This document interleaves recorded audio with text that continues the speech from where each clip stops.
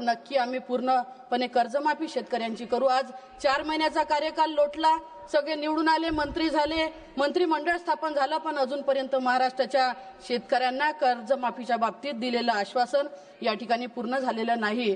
की आज आपण देशामध्ये जवळजवळ कितीतरी कोटीचं कर्ज उद्योगपतींनी बुडवलंय, पण माझ्या शेतकऱ्याला कर्जमाफी द्यायला या शेतकऱ्याजवळ पैसे नाही। या देशाची शोकांतिका आहे। मी आपल्या माध्यमात केंद्र सरकारच्या शेतकऱ्यांना अजूनपर्यंत गंभीरतेने घेतलेले नसून दुर्लक्ष केल्यामुळे विशेषतः महाराष्ट्राच्या विदर्भातील शेतकरी हा पूर्णपणे कर्जबाजारी होऊन आत्महत्येस प्रवृत्त होत आहे। सरकारकडून शेतकऱ्यांसाठी लागू असलेल्या अनेक योजना ह्या तोकड्या असून शेतकऱ्यांच्या परिस्थितीत वर्षानुवर्ष घसरण होत चाललेली आपण पाहिलेली आहे। याकरिता शालेय अभ्यासक्रमात शेती तंत्रज्ञानाचा समावेश करणे, तालुकानिहाय कृषीपूरक व्यवसाय करणे, कृषीवर आधारित उद्योग सुरू करणे, सिंचनाच्या सोयी सुविधा या बारमाही उपलब्ध करून देणे, पाणी पुरवठ्याची व्यवस्था करून देणे, त्यासाठी नदी जोड कार्यक्रम राबवणे, शेतकऱ्यांच्या मुलांचे शिक्षण मोफत करणे आणि शेतमजुरांना अर्थव्यवस्थेसाठी प्रोत्साहन देणे अत्यंत गरजेचं आहे। अध्यक्ष महोदय, शेतमजुरांच्या अर्थव्यवस्थेसाठी प्रोत्साहन भत्ता लागू करणे, खते व बी बियाणे माफक दरात उपलब्ध करून देणे आणि खऱ्या अर्थानं शेतकऱ्यांना जे पाहिजे त्या सगळ्या गोष्टी मुबलक प्रमाणात उपलब्ध जर का करून दिल्या तर नक्कीच शेतकरी हा चांगल्या पद्धतीची शेती करू शकेल। माझी मागणी आहे की शेतकऱ्यांच्या शेतमालाला हमी भाव देणं अत्यंत गरजेचं आहे। सीसीआयची कापूस खरेदी आपण पाहिलं असेल की मध्यंतरी काही काळात कापूस खरेदी बंद होती, पण ती कापूस खरेदी चालू ठेवून जोपर्यंत शेवटच्या शेतकऱ्याचा कापूस हा विकला जाणार नाही तोपर्यंत खरेदी केंद्र हे सुरू राहिले पाहिजे।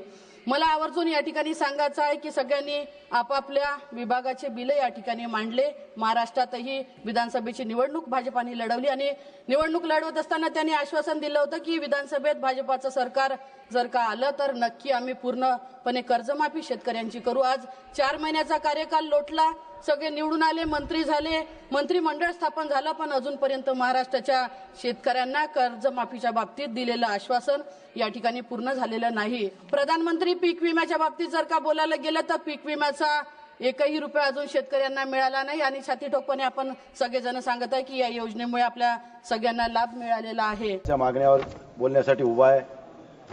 मी आपल्या माध्यमातून सरकारचं या ठिकाणी काही महत्त्वाच्या विषयावर लक्ष वेधू इच्छितो की शेतकऱ्यांचा उत्पादनाला लागणारा खर्च आणि त्याला मिळणारं उत्पादन आणि त्याला मिळणारा भाव ह्या सगळ्या तिन्ही गोष्टींमध्ये जर विसंगती बघितली तर शेतकऱ्याची आज अवस्था अशी आहे की माय जेऊ घालीना आणि बाप भीक मागू देईना अशी परिस्थिती या शेतकऱ्याची झालेली आहे। अशा परिस्थितीमध्ये आपण ह्या ठिकाणी एकीकडे शेतकऱ्याला वेठी धरता, पंतप्रधान नरेंद्र मोदी साहेबांचं या ठिकाणी असं म्हणणं होतं की शेतकऱ्याचं आम्ही उत्पन्न दुप्पट करू, पण दुप्पट तर केलं नाही, पण शेतकऱ्याला 500 रुपये सन्मान योजनेच्या नावाखाली दिल्या जाते आणि शेतकऱ्याच्या मालाला मात्र कुठलाही भाव दिला जात नाही।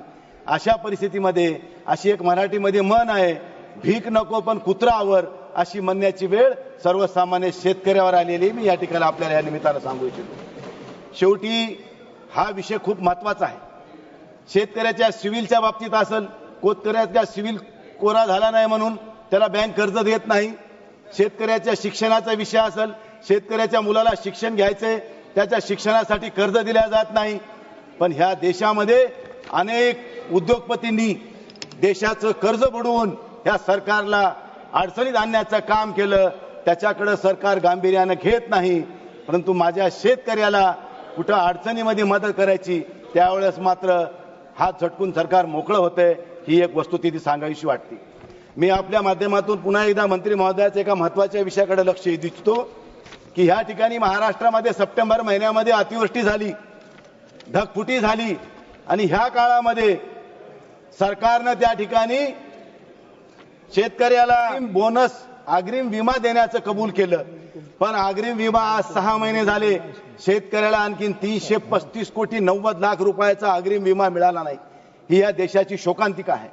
एकीकडे कंपन्या ह्या विम्याच्या माध्यमातून गब्बर झाल्या, पण शेतकरी माझा आज उपाशी आहे, ह्याच्याकडे सरकार दुर्लक्ष करतंय, ही वस्तुस्थिती आहे। म्हणून मला आपल्याला या निमित्ताने एक विनंती करायची आहे की अशा परिस्थितीमध्ये शेतकऱ्याच्या पाठीशी खंबीरपणाने उभं टाकणं हे सरकारचं काम आहे।